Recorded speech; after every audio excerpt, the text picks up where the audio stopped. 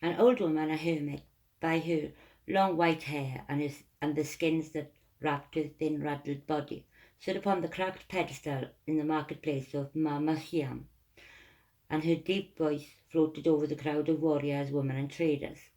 Amid the hurly-burly of hawkers and touts, the cries of animals and the loud chatter of customers, the old woman should have been just one more oddity in the crowded marketplace. But her wild, exotic appearance struck men and women down with superstitious awe. Her dirty, begrimed claws were raised upward, so that her skeletal arms were exposed to the crowd before her. Her horny feet were also bared, but no man dared to laugh, for any fool could see that she belonged to the goddess in her crone form. With obvious authority she rounded on the warriors in their checkered tunics and clothes, and her flinty pale eyes focused them to listen whether they chose to hear her or not. Woe unto you, children of the Briganti tribe, cowardly followers of a treacherous and cursed lord. You raised your swords against your lawful king, and stained Celtic earth with Celtic blood. The goddess has sent me to give you your warning, for none of you will be spared in the years to come. You will know you are cursed, and yours will be the blood guilt that must be paid. One man, braver than most, climbed onto the shattered remnants of a marbled king or god that had once stood on the pedestal in the days when the Roman legions had forced the Celts to obey their brutal, pragmatic rule. With one foot on the statue's breast and the other on its severed head, he stared the witch woman down, and laughed derisively, making a rude universal gesture of contempt with one hand. The sound of his voice was like the hoarse calling of crows fighting over corpses when a battle is done. Be silent, woman of darkness. None may insult the warriors of this tribe. We owe allegiance to no one and nothing except our lawful king. So be gone with you and return to your hole in the earth, lest we kill you like the toothless serpent you are. The younger men laughed nervously, but several women pulled at their arms and tried to silence them, while the older, wiser warriors turned their faces away from the old seer's basilic stare. Begone, fool, the old woman ordered. Then, by mischance or the goddess's will, the protesting warrior's boot slipped on the slick forehead of the sculptor and he almost fell. On one knee, he spat a curse at the old woman, but she was not yet done with him. Carrion will feed on you before 3 years have passed. Long will your wife search for your corpse, for the Saxons will feed you to their dogs when they finally hunt you down. Somewhere in the crowd a woman wailed in a terrified voice that was high and shrill.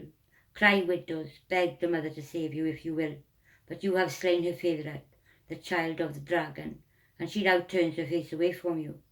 The crone spun to face the cluster of warriors who surrounded their fallen brother, and they could see that her eyes were filled with madness, or that she was possessed by the goddess.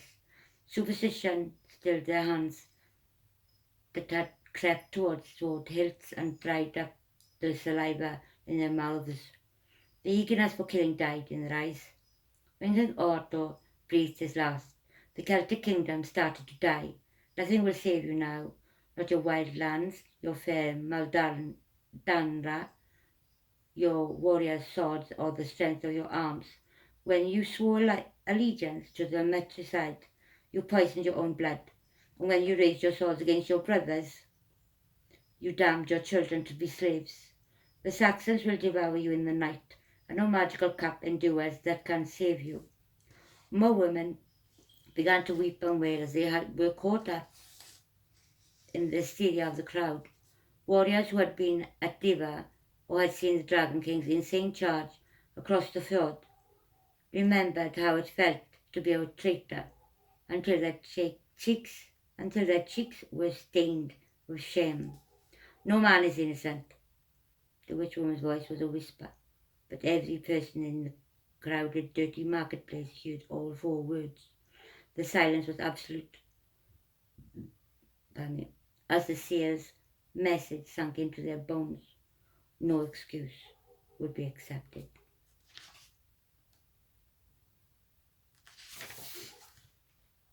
Tell your children and your grandchildren and your great-grandchildren, those of you who survive in the wild high places in the bloody years to come. Do not forget the names of the heroes. Do not forget Modred, the matricide, and what was done that bloody day when the Celts began their march towards death.